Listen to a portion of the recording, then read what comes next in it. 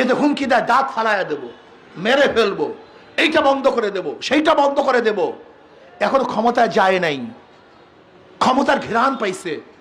তাতেই যদি অমুককে দাঁত ফালাইয়া দেবো, মেরে ফেলবো, তাড়াইয়া দেব, ধ্বংস করে ফেলবো, রাস্তা নামতে দেবো না, ক্ষমতায় গেলে অবস্থাটা কি হবে?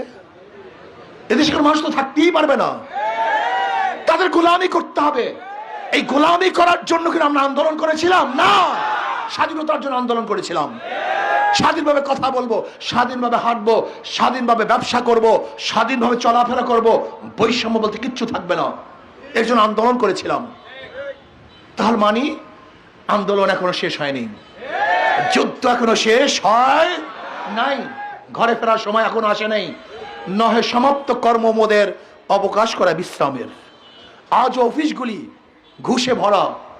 আজকে বাংলাদেশের মানুষ মুক্ত হয় নাই।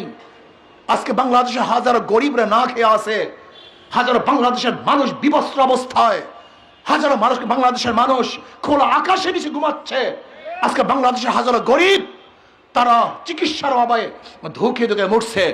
হাজারো গরিব সন্তান মেধাবী পয়সার অভাবে পড়তে পারছে না। এই বৈষম্য আমরা রাখতে চাই না, দেখতে চাই না। বাংলাদেশকে সবার জন্য একটা কান্ট্রি করব।